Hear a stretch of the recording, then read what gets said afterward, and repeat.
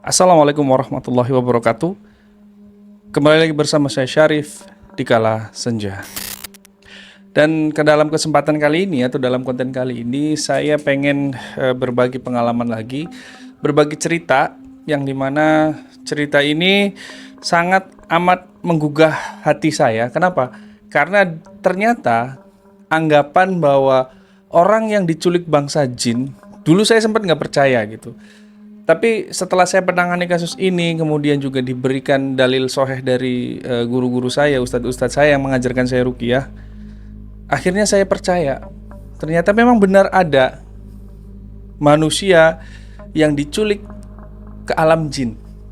Ya, manusia yang diculik ke alam jin. Akan tetapi kita tidak boleh bermudah-mudah untuk menjustifikasi ketika ada orang hilang, anak hilang.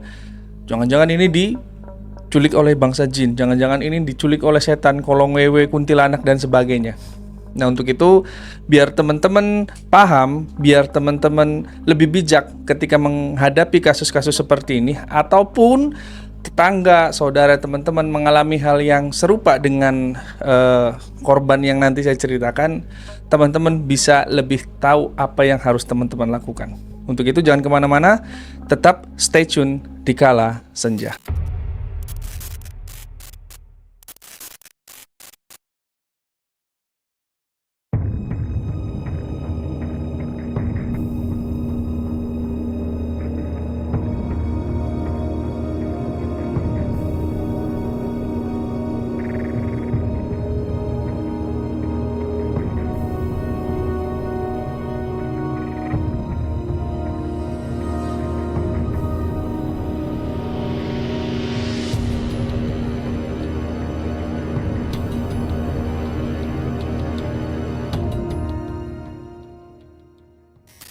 Oke, baik teman-teman yang saya banggakan dan subscriber di Kala Senja yang sampai saat ini masih support ya. Alhamdulillah, terima kasih. Berdasarkan request di beberapa komentar yang saya baca, ada katanya, Kang Sarip tolong perbanyak cerita tentang pengalaman meruqyahnya. Ada juga yang, Kang kasih dong edukasi tips tentang untuk memahami hal-hal gaib itu seperti apa. Dari beberapa komentar-komentar yang saya baca, saya mengerti gitu loh. Karena ada beberapa penonton atau viewer di Kala Senja yang memang suka dengan cerita-cerita yang saya bawakan gitu, dan ya memang itu real, nyata, bukan cerita fiktif atau cerita bohong ya. Adapun sedikit banyak yang memang saya rubah, saya ganti nama, lokasi, biar apa, supaya menjaga kerahasiaan si korban atau pasien. Nah, di sisi lain ada juga yang minta bahwa Mas Arif tolong diperbanyak tentang edukasi pengalaman, tentang mengetahui seluk-beluk alam gaib dan sebagainya. Di situ juga saya sangat mengapresiasi gitu kan, karena selain ada yang suka dengan cerita horornya, bukan horor sorry, ada yang suka dengan cerita pengalaman saya, tapi di sisi lain ada juga yang haus akan ilmu dan edukasi. Nah, untuk itu dalam konten kali ini dari kedua poin itu, cerita dan ilmu edukasinya akan saya blend jadi satu, akan saya kemas dalam sebuah cerita yang memang ini real, kenyataan. Seorang laki-laki, kita sebut namanya Santo, sekali lagi itu bukan nama asli ya, namanya Santo, orang Indramayu, dan beliau sampai sekarang belum menikah. Mungkin usianya udah 30 tahunan apa ya, 30 apa 32, pokoknya 30 lebih lah. Belum menikah karena dicintai oleh bangsa jin. Seperti apa ceritanya? Kita langsung masuk ke dalam kisahnya.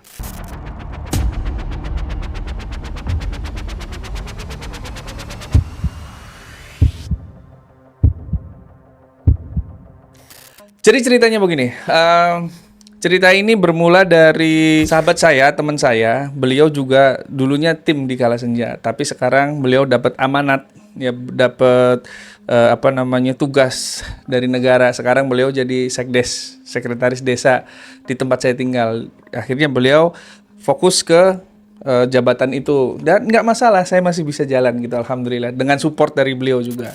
Si beliau ini, teman saya ini punya teman lagi di kampungnya. Nah, namanya tuh si Santo. Karena memang Santo ini pada waktu itu kejadiannya di 2024 sebenarnya. proses ruqyah ini terjadi 2024. Nah, waktu itu si Santo umurnya sekitar 30 tahun apa 31 lah, maju mundur. Pekerjaannya sebagai seorang satpam di salah satu mall di Jakarta, tapi dia asli orang Indramayu. Orangnya ganteng, Masya Allah, tinggi, dan kulit putih. Opa-opa Korea banget lah pokoknya, idaman para wanita lah gitu insya Allah. Dan anehnya ketika sahabat saya ini mengatakan saya gini, manggil saya kan Mas gitu, Mas bisa bantu teman saya apa enggak? Loh, emangnya kenapa? Nah, teman saya ini Mas katanya, dari dia sekolah, kan kebetulan temennya ini temen sahabat saya ini ya, sekolahnya bareng gitu kan dengan si Santo ini. Dari SD, SMP, SMA, sampai beliau keluar sekolah. Jadi si sahabat saya ini bilang, temennya itu si Santo mulai dari SD, SMP, SMA itu kelakuannya aneh, terkhusus ketika SD kelas 3. Nah kan saya bilang, emang anehnya gimana Mas? Waktu kelas 1, 2, 3 mah biasa gitu kan, bermain dengan teman-teman sesamanya, main bola, kemudian main ke sawah gitu kan, anak-anak desa biasa. Setelah kelas 3 SD, ada perubahannya itu sangat signifikan banget. Yang biasanya selalu mau ketika diajak main bola, kok sekarang tiba-tiba nolak gitu. Enggak ah, makasih. Saya nggak mau main bola katanya. Alasannya mah dimarahin sama orang tuanya. Ya 1, 2, 3 kali. Akhirnya sampai ke sekian kalinya ditawarin kok selalu nggak mau. Bahkan biasanya kalau pulang sekolah kan bareng. Ini nggak. Dia pulangnya itu nunggu yang lain pulang dulu, dia nunggu di kelas. Setelah sendirian baru dia pulang. Nah, jadi dari situ tuh udah ngerasa janggal gitu kan si sahabat saya ini yang sekarang jadi sekdes menceritakannya seperti itu. Kurang lebih nanti deh Mas, kalau misalkan Mas Ari punya waktu dan saya jadwalkan sahabat saya itu yang si Santo itu untuk datang ke sini gitu. Nah kebetulan di tempat tinggal saya ini kan tetanggaan ya, saya sama teman saya ini, sama sahabat saya ini tetanggaan, dan dia juga jadi seorang boleh dibilang DKM masjid lah ya, DKM musola di sini juga, di lingkungan sini. Kemudian saya udah janjian dengan Mas Anto itu. Akhirnya di waktu tertentu, sudah ditentukan waktunya, akhirnya kita ketemu. Jadi waktu itu Mas Santo datangnya dengan keluarganya, dengan kedua orang tuanya dan pamannya kalau nggak salah ya, Uwa apa paman gitu lupa. Pokoknya dengan keluarganya naik mobil, datanglah ke salah satu musola yang memang diurus oleh teman saya ini gitu kan. Nah kemudian di situ Assalamualaikum, salaman kanan kiri, masuk ke ruang sekretariat musola pada waktu itu. Kemudian kita ngobrol dengan orang tuanya Mas Santo, dengan Mas Santonya juga. Dan ketika saya menjabat tangannya Mas Santo, entah kenapa kayak seolah-olah ada sesuatu yang aneh gitu dari tatapan Mas Santo ke saya. Padahal kita baru ketemu dan nggak ada masalah sebelumnya, tapi seolah-olah kayak nggak suka ngelihat saya gitu, kayak sinis aja. Tapi saya nggak ambil pusing kan pada waktu itu, karena memang toh saya nggak ada tendensi apa-apa gitu kan sama Mas Santo. Kemudian akhirnya setelah ngobrol, orang tuanya cerita bahwa dulu tuh Santo tuh anaknya periang gitu. Ya seneng, suka ke sawah, main sama teman-temannya. Tapi semenjak SD itu tiba-tiba jadi introvert. Yang namanya makan itu kalau nggak disuruh dia nggak makan, kata orang tuanya. Ngurung aja kamar, di dalam kamar gitu kan maksudnya. Ada temennya datang ke rumah untuk ngajak main, Santo nggak pernah mau. Kemudian ketika diminta tolong untuk ngambil gabah ya, kalau di sini di Indramayu ada yang orang tuanya minta tolong untuk, bahasa kitanya mah manggul gabah gitu atau ngangkat gabah yang habis dijemur padi gitu kan, dia nggak pernah mau. Sempat marah-marah orang tuanya. Ya biasalah anak ketika diminta tolong sama orang tuanya nggak mau, marah gitu kan. Nah tapi ketika orang tuanya Santo itu marahin Santo, ada beberapa momen yang Santo itu membentak balik gitu. Sampai bahasa kasarnya tuh keluar. Nah orang tuanya ini kaget, loh kok bilang begitu gitu kan. Selama ini dia nggak pernah, dia pokoknya Santo ini tipe anak yang nurut, manut banget sama orang tuanya. Tapi semenjak saat itu ya, dia menjadi berani, dia tiba-tiba introvert dan nggak bisa diatur gitu, nggak bisa dikontrol. Pulang sekolah masuk kamar, makan kalau nggak disuruh nggak makan. Kemudian pagi berangkat sekolah, berangkat di sekolahannya pun introvert, pendiam, diajak main sama temennya nggak mau. Nah kemudian singkat cerita, hal itu terjadi sampai si Santo ini SMA. Setelah SMA, kemudian lulus, dan pada waktu lulus SMA itu kan biasa ya ada apa namanya acara yang kayak coret-coret baju gitu kan anak-anak SMA pada zaman itu. Santo ini nggak diajak apa ada pensi-pensi gitu kan, ada pentas seni di sekolah. Santo ini nggak, dia malah lebih betah di kelas sendirian gitu. Ketika teman-teman yang lainnya pada happy gitu kan di lapangan, dia merenung aja di kelas, nggak ada siapapun. Jadi seolah-olah dia hidup di dunia lain gitu. Sampai nilai mata pelajarannya pun anjlok kata gurunya. Kemudian singkat cerita, setelah lulus, si Santo ini nyari kerja dan dapatlah di Jakarta. Sempat ikut pendidikan jadi satpam dulu, lulus, kemudian setelah 6 bulan apa 7 bulan langsung mendapatkan penempatan kerja di salah satu mall di Jakarta. Dan orangnya sampai sekarang masih kerja di situ. Sempat mendengar kabar bahwa Santo ini punya pacar. Di waktu di Jakarta. Nah, dengar-dengar pacarannya itu lumayan lama, hampir 2 tahun, 3 tahun. Tapi ketika ada niatan serius untuk menikah, beberapa bulan ketika untuk dipersiapkan, ayo orang tua perempuannya mau ketemu gitu kan dengan si Santo ini, tiba-tiba sepihak Santo mutusin. Padahal nggak ada berantem, nggak ada alasan yang jelas, nggak ada kasus apapun, tiba-tiba udah nggak jadi nikah. Dengan sedatar itu, seflat itu si Santo memutuskan. Dan ketika orang tuanya Santo menceritakan itu, Santonya tuh masih ngeliatin saya aja dengan tatapan flat, kosong. Saya juga sengaja saya nggak nanya sama Santonya gitu kan. Saya abaikan dulu. Tapi saya tahu dia memperhatikan saya terus. Saya fokus ke kedua orang tuanya. Padahal di sisi lain saya tuh juga tahu tatapan si Santo ini parsial itu split jadi 2. Jadi ada tatapan lain selain tatapannya dari sisi manusianya Mas Santo. Tapi saya anggap ya, it's okay lah gitu kan, nggak terlalu saya gubris, karena kalau saya langsung tangani ataupun saya langsung ladenin nanti bisa rame, ceritanya nggak lengkap nanti. Saya terus menggali informasi itu dari kedua orang tuanya Santo. Nah, singkat cerita, setelah putus dari perempuan itu, kemudian Santo juga mulai pacaran lagi dengan perempuan yang lain, sama saja. Nggak ada kabar, maksudnya nggak ada nggak ada masalah, nggak ada intrik, nggak ada apapun. Tiba-tiba ketika mau masuk ke hari H, nggak jadi. Nah, akhirnya si orang tuanya Santo ini melihat aneh anaknya gitu. Kok kenapa sih kamu nggak pernah mau ketika ada diajak serius, kemudian untuk ke jenjang pernikahan, kenapa selalu nggak mau? Padahal teman-teman kamu banyak yang sudah punya anak, banyak yang sudah menikah, dan mungkin ada yang sudah punya rumah sendiri atau mapan apa segala macam. Dan jawaban Santo apa? Saya belum mau menikah. Itu nggak dijelasin kenapa-kenapanya. Nah, kemudian ketika obrolan itu, saya langsung memberikan pertanyaan ke Mas Santo. Betul Mas seperti itu? Dan jawabannya itu sangat-sangat scary, menakutkan. Dia dengan tatapan kosongnya, kemudian dia bilang, ya memang seperti itu. Jadi kayak datar. Tapi kayak nakutin saya ketika saya tanya seperti itu. Ketika si Santo memberikan jawaban seperti itu, orang tuanya itu melihat semua dua-duanya gitu, sama omnya juga. Ketika dia jawab, ya memang seperti itu.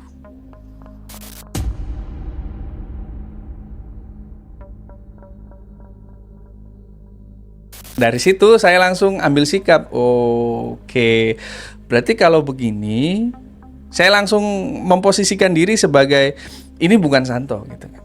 Padahal tadinya duduk aja gini, duduk matanya datar flat ngeliatin saya. Ketika si Santo ngomong seperti itu, saya anggap ini bukan Santo nih. Kemudian saya langsung tunjuk. Kalau berani, jangan ngumpet di badannya Santo. Saya pengen tahu kamu siapa yang sebenarnya, terus maunya apa. Sejak saat itu, ketika saya ngomong seperti itu, dia ketawa. Dan tahu seperti apa? Suaranya berubah jadi perempuan. Ya, jadi kuntilanak. Ketika saya tanya seperti itu, kamu maunya apa? Dia ketawa kuntilanak dong. Dan kedua orang tuanya yang duduk di sebelahnya, itu kaget. Kaget gitu sampai lompat gitu. Tok gitu. Tok. Terus Santonya ngelirik ke kedua orang tuanya. Shh, diam. Tapi pakai bahasa Jawa ya, bahasa Jawa Indramayu. Ini saya translate ke bahasa Indonesia aja biar banyak yang mengerti gitu. Tapi ketika itu percakapannya pakai bahasa Jawa Indramayu. Kemudian saya bilang, kalau kamu memang ada di dalam tubuhnya Santo, saya pengen tahu maksud kamu apa, tujuannya apa.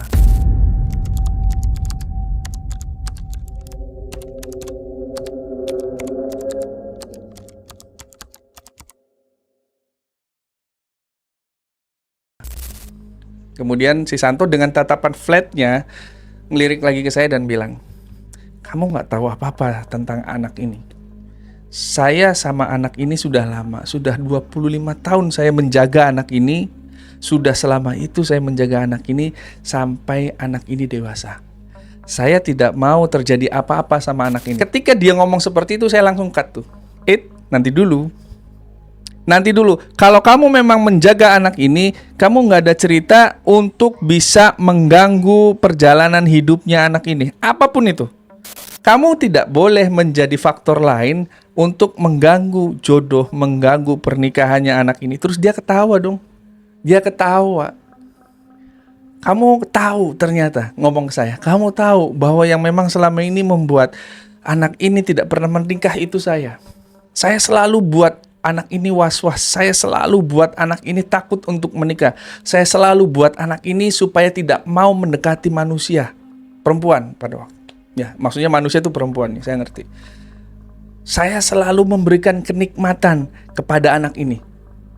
Dari situ saya bingung. Kenikmatan maksudnya apa nih gitu kan. Dia ketawa lagi. Jadi komunikasinya itu udah kayak apa ya? Bukan sama Santo, memang ini entitas lain gitu kan. Dan itu terjadi siang hari loh ya, bukan malam hari. Siang sekitar jam 2 siang. Masih komunikasi. Kemudian saya bilang, maksud kamu apa memberikan kenikmatan? Ya, setiap malam, setiap kali dia membutuhkan, saya selalu datang ke mimpinya dan membuat dia terbang, membuat dia mendapatkan kenikmatan yang tidak pernah bisa dia dapatkan oleh manusia. Ketika dia bicara seperti itu, saya mengerti. Oh gitu ya, berarti kamu sering buat Santo mimpi basah. Dia ketawa lagi dong. Dia ketawa lagi. Ya memang itu sudah jadi tugas saya. Ketika saya komunikasi dengan si Santo itu, orang tuanya itu speechless banget. Kemudian saya tanya ke kedua orang tuanya, Bu, Pak, mohon maaf, apakah sebelumnya pernah kejadian seperti ini? Kemudian ibu bapaknya juga bilang, enggak mas, enggak pernah, ini saya baru lihat begini. Saya baru lihat anak saya itu begini. Sebelumnya enggak pernah lihat model seperti ini. Kemudian si Santonya bilang, atau entitas lain itu bilang, kalian orang tua yang tidak berguna. Ngomong ke orang tuanya Santo, kalian orang tua yang tidak berguna, kalian orang tua yang tidak menyayangi anaknya. Hanya saya yang menyayangi anak ini di dunia ini. Bilangnya seperti itu. Jadi wah, pokoknya klaimnya banyak lah. Kemudian singkat cerita, ya sudah kalau begitu, saya pengen kamu keluar dari tubuhnya Santo dan tidak usah ikut campur urusannya Santo. Apapun itu, dalam urusan apapun. Kemudian dia ketawa, kamu gak akan bisa ngusir saya. Bilangnya gitu, kamu gak akan bisa ngusir saya karena saya sudah menjadi satu sama Santo. Wah, ketawa kuntilanak lah, begitulah, centil genit gimana. Ya sudah kalau kayak gitu, saya bilang sama ibu bapaknya, ibu bapak mohon izin kalau nanti terjadi apa-apa sama Santo, khususnya dalam ruangan ini ya, maksudnya nanti saya tanganin, itu jangan takut, jangan khawatir, ini masih di bawah kontrol saya. Ini masih di bawah penanganan saya. Saya bilang seperti itu ke kedua orang tuanya. Kemudian kedua orang tuanya, ya sudah mas, nggak apa-apa. Kita percaya sama Mas Arif, insya Allah. Dan di sini saya mohon tolong bantu anak saya. Oke, saya bilang gitu. Nah kemudian saya tantangin kan balik. Kalau kamu bisa tahan dengan bacaan yang nanti saya baca, kamu boleh di tubuhnya Santo sampai Santo mati pun nggak masalah, saya bilang gitu. Kamu bawa Santo ke alam kamu pun nggak masalah. Terus dia nantangin, bacaan apa yang akan kamu baca? Ya sudah gitu kan, ketika ditantang kayak gitu, saya ambil mushaf Quran gitu kan, karena memang ada beberapa ayat yang saya nggak hafal juga. Saya ambil mushaf Quran, pertama tentu jelas saya membaca doa perlindungan. A'udzubika hilimatillahi tammati min syarri ma khalaq 3 kali. Kemudian bismillahilladzi la yadurru ma'asmihi syai'un fil ardi wala fis sama'i wa huwas samiul alim 3 kali juga. Kemudian baru saya melantunkan ayat-ayat ruqyah, Al-Fatihah, Al-Ikhlas, Al-Falaq, An-Nas, ayat kursi, surah Al-Baqarah 102, Al-Jin dan banyak lagi gitu kan. Awalnya dia ngikutin. Ini yang bikin kurang ajar tuh. Ketika saya bilang a'udzubillahi minasyaitonirrajim. Bismillahirrahmanirrahim. Alhamdulillahirabbil alamin. Arrahmanirrahim. Maliki yaumiddin. Ketika saya baca Al-Fatihah itu dianya ikutan. Dengan suara genitnya, suara meledeknya. Iyyaka na'budu wa iyyaka nasta'in. Jadi seolah-olah mau mendistrak bacaan saya. Tapi saya nggak peduli, saya baca aja terus. Ihdinas siratal mustaqim siratal ladzina an'amta 'alaihim ghairil maghdubi 'alaihim waladdallin. Amin. Bismillahirrahmanirrahim. Qul huwallahu ahad lillahus samad lam yalid wa lam yulad wa lam yakul lahu kufuwan ahad. Ketika sudah berganti ayat, berganti surah yang tadinya meledek gitu kan, tiba-tiba turun tensinya, kemudian turun, lama-lama diam ketika saya baca ayat kursi. A'udzu billahi minasyaitonir rajim. Allahu la ilaha illa huwal hayyul qayyum. Ketika saya baca ayat kursi itu tensinya mulai turun, kemudian mulai gosok-gosok ini. Mulai gosok-gosok ini. Selesai, kemudian baca ayat yang lain, akhirnya teriak dia. Panas, sambil begini-gini. Panas, hentikan, saya tidak kuat, panas. Saya nggak peduli gitu kan, saya bacain aja terus. Waktu itu hampir setengah jam saya bacakan, sambil baca mushaf gitu kan, sampai turun kursi dianya, guling-guling gitu kan, kelojotan. Setelah itu saya berhentikan dulu sebentar, kemudian saya tanya balik, katanya kuat, katanya mampu, baru segitu udah kelojotan. Saya bilang, Ampun, jangan bacakan itu lagi. Saya tidak kuat, saya panas, bilangnya gitu dengan masih suara centilnya. Akhirnya saya terus untuk bahasanya untuk menginterogasi. Sebenarnya kamu tuh siapa, maunya gimana? Sambil masih kelojotan seperti itu, saya tenangkan, udah duduk sini. Saya nggak akan bacakan, tapi yang jelas kamu harus jujur dulu biar saya tahu cara mengeluarin kamu seperti apa. Ya, saya mau keluar, tapi tolong jangan bacakan itu lagi. Ya. Duduk, akhirnya tanya seperti itu kan, kamu sebenarnya apa dan dari mana? Akhirnya ceritalah dengan kondisi si Santo masih kesurupan itu. Saya sebenarnya sama Santo sudah lama, sudah hampir 25 tahun lebih katanya. 25 tahun lebih, bayangin 25 tahun lebih di tubuh laki-laki, bangsa jin, tubuh laki-laki. Lalu kamu datang dari mana? Saya datang dari kebun. Emang agak lucu sih. Tapi memang faktanya gitu ya, kebun kalau di kita di orang Indramayu, jadi ada sawah. Nah, sawah itu kan ada tegalan tanah. Nah, tegalan tanah itu ada kebun mangga gitu kan. Jadi si Santo itu pada waktu kecil SD dia main di situ. Waktunya sama temennya. Nah, ketika itu si Santo nyari ikannya. Kalau kata orang sini ikan betik namanya, yang ikannya itu hidupnya nggak di air dalam, di air yang agak agak dangkal. Jadi Santo itu lagi mancing betik namanya, ikan betik. Kalau orang Bekasi ikan betok katanya, ikan betok kalau nggak salah namanya. Ketika itu Santo mancing dan dengan teman-temannya, dan ketika mancing, kemudian pulangnya itu sekitar jam 4:30, jam 5 sore. Nah, si jin ini mengatakan bahwa kemudian ketika saya lihat anak itu sendirian, ketika lihat si Santo sendirian, akhirnya dia dibawalah ke dimensinya si jin itu. Nah, pertanyaannya adalah buat teman-teman, apakah bisa manusia diculik oleh bangsa jin? Ternyata bisa. Nanti di belakang saya akan jelaskan. Nah, kemudian singkat cerita, si Santo ini dibawa masuklah ke alam jin. Dan ini fakta, real, benar terjadi. Kemudian orang tuanya Santo tuh nyari, itu SD kelas 3 kejadiannya. Dan tadi di awal, ternyata orang tuanya Santo itu lupa bahwa Santo dulu tuh pernah hilang 3 hari. Hilang 3 hari, nggak diketemukan.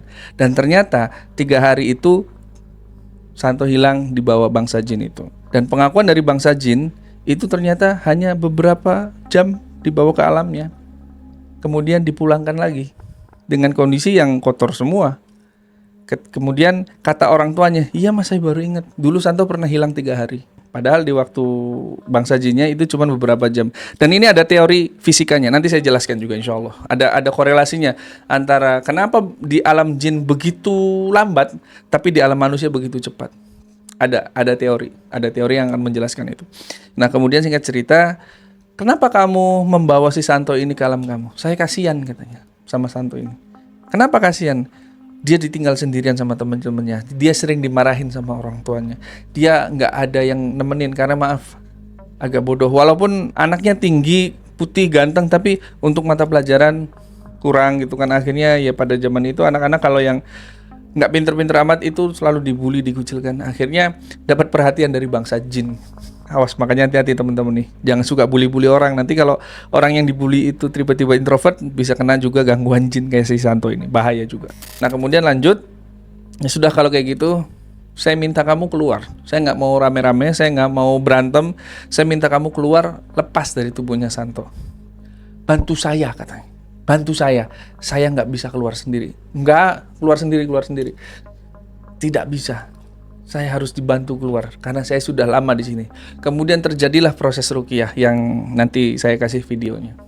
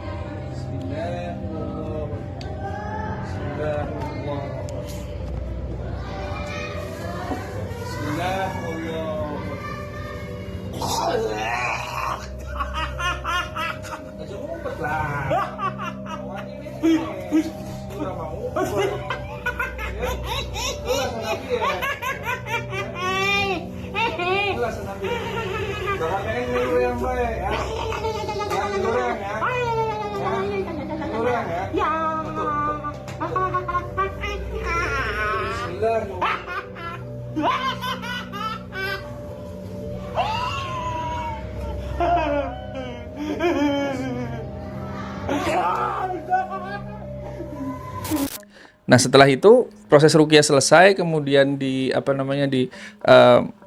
keluar muntah gitu kan sampai tersungkur, si Santonya terjatuh untuk melepas si jin yang sering cosplay jadi kuntilanak itu. Kemudian saya tanya sama Mas Santo, dan ketika si jin itu keluar, ekspresinya tuh langsung berubah, yang tadinya flat gitu kan ke saya, sekarang jadi enak aja, humble gitu. Mas terima kasih udah mau bantu saya, terima kasih, saya capek mas, saya takut, saya begini-gini. Ya tenang mas, ayo sini duduk dulu, kemudian kita ngobrol. Sebenarnya gimana Mas Santo? Iya Mas Arif, saya tuh tahu bahwa ada jin, ada setan dalam tubuh saya itu saya tahu, tapi saya nggak ngerti cara ngelepasinya gimana. Ketika malam itu, ketika saya tidur, saya tuh pasti sering dimimpikan seperti itu mas. Jadi bahasanya libidonya tuh selalu tinggi, sering masturbasi gitu kan. Nah hal-hal seperti itu memang wajar ya bagi orang-orang yang dicintai sama bangsa jin. Jadi nafsu syahwat saya itu tinggi. Tapi ketika untuk ada orang yang wanita ya, pacarnya pada waktu itu, untuk mau serius itu berat untuk mengatakan iya. Kadang bikin masalah terus akhirnya nggak jadi. Dan sekarang alhamdulillah mas sudah diputus, terima kasih sudah membantu saya. Ya mas sama-sama, saya bilang kayak gitu. Singkat cerita kemudian Mas Santo itu pulang dan balik lagi ke kerjaannya. Dan memberikan kabar, mas saya sekarang sudah lagi deket lagi sama cewek. Ya mudah-mudahan saya doakan mas semoga sampean jadi menikah gitu kan, karena usia 31 ya sekarang, 31 belum menikah. Wah itu nggak tahu lagi harus ngomong apa sih. Tapi mudah-mudahan Allah Ta'ala berikan jodoh yang baik untuk si Santo. Nah poinnya apa? Poinnya adalah apakah manusia bisa dicintai sama bangsa jin? Bisa. Dan apakah manusia bisa merasakan ketika dicintai oleh bangsa jin? Bisa. Ataukah kita bisa tahu indikasi-indikasi awal ketika kita dicintai bangsa jin? Ada. Boleh dicatat. Indikasi yang pertama.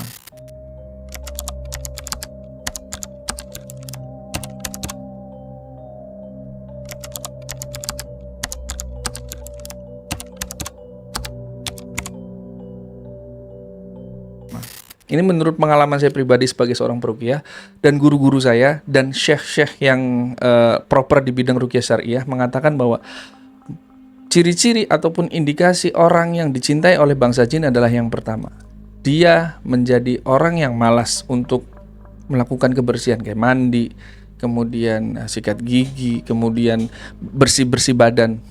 Itu tiba-tiba malas aja. Serius. Itu hati-hati. Bukan cuman dari jin pecinta, tapi ada gangguan jin lain. Orangnya malas mandi, padahal sudah beberapa hari nggak mandi. Itu yang pertama. Demen banget dengan hal yang maaf kotor ya, maksudnya jorok gitu. Terus yang kedua, betah lama di toilet, betah lama di kamar mandi. Bahkan beberapa kasus saya nemuin ada salah satu pasien saya perempuan, ketika masuk kamar mandi itu 2 jam bawa HP.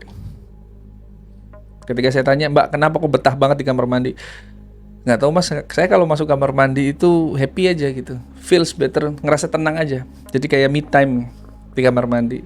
Dan perlu teman-teman ketahui, bangsa jin itu tinggalnya di lubang-lubang kloset kamar mandi setiap rumah, karena mereka adalah bangsa jin ya, khususnya bangsa jin fasik, kafir, tinggalnya di kloset. Jadi makanya ketika kita masuk kamar mandi, Rasulullah mengajarkan kita untuk membaca zikir Allahumma inni a'udzubika minal kubusi wal khaba'is. Sederhana, sepele, tapi ketika kita masuk kamar mandi tidak mengucapkan lafaz itu, maka ketika kita mencopot baju kita, maka aurat kita akan terbuka dan bangsa jin bebas menikmati kita.